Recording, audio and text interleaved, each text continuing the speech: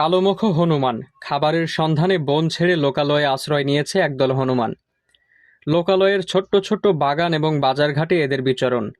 এমন দৃশ্যের দেখা মিলবে ঝিনাইদহ জেলার মহেশপুর উপজেলার শ্যামকুর ইউনিয়নের বেশ কয়েকটি গ্রামে। একটি দলে প্রায় ২০০টির ওপরে কালোমুখ হনুমান রয়েছে।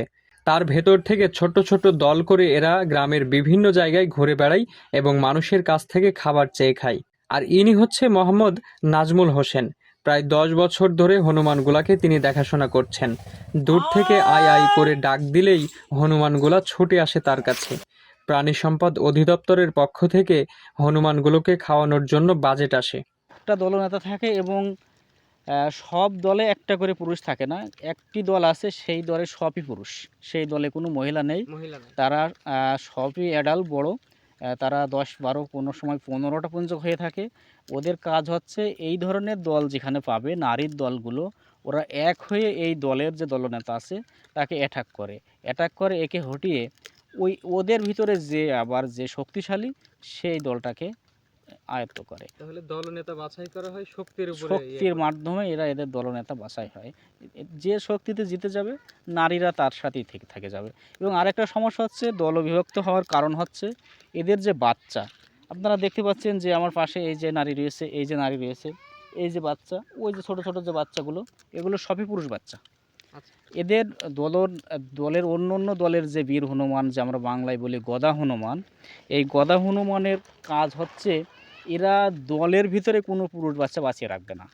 ওরা এই ১০-১৫টা এসেই ওরা আগে বাচ্চাগুলোকে অ্যাটাক করে, হাত পা ধরে ছিঁড়ে ফেলে, মাটিতে আছাড় মেরে ওদেরকে মেরে ফেলার চেষ্টা করে। তখন এই মা হনুমানগুলো বাচ্চাগুলো বাঁচানোর জন্য বাধ্য হয়ে নির্জনে অবস্থান নেয়। কোনো সময় সে বাচ্চাগুলো বাঁচাতেও পারে না।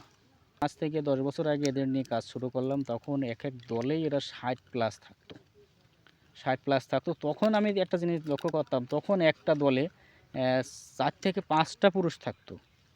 কিন্তু এখন যেহেতু ওরা বিভিন্ন ওদের মানে ক্রমেই যুদ্ধক্ষেত্র বাড়ার ক্ষেত্রে দলগুলো ছোট হয়ে গেছে। নাজমুল হোসেন শ্যামকুর ইউনিয়নের গ্রামে গ্রামে ঘুরে এই হনুমানদের খুঁজে বের করেন এবং তাদেরকে খাবার খাওয়ান। হনুমানের খাবার তালিকায় রয়েছে কাঁচা বাদাম, কলা, রুটি, আলু ইত্যাদি। সব কিছুই আমি দেখভাল করে যাচ্ছি। বিগত ৪ বছর যাবৎ বন বিভাগ এদেরকে কিছু খাদ্যের বরাদ্দ দিয়েছে। সে হিসাবে খাদ্যের বরাদ্দ তালিকাটা একদম অপ্রতুল্য। আমাদের এখানে প্রায় ২০০ হনুমান আছে। বিভিন্ন দলছুট বিভিন্ন আমাদের আশেপাশে গ্রামগুলোতে হনুমানগুলো এখন ঘুরছে। আগে এক জায়গাতে থাকলেও এখন বনের যে সংকট, বড় বড় গাছপালার যে সংকট, মানুষের বিভিন্ন হাইব্রিড চাষাবাদ হওয়াতে এবং এদের পুরুষ এবং নারীর যে বংশ আধিপত্য, এদের লড়াইয়ের কারণে এরা বিভিন্ন জায়গায় দলছুট হয়ে আমাদের আশেপাশের জায়গায় এরা এখন বসবাস করছে। তো মাননীয় প্রধান বন সংরক্ষক মহোদয় এখানে আসছিল। তিনি এই কালোমুখ হনুমান এর বিষয়টা সব কিছুই জানেন।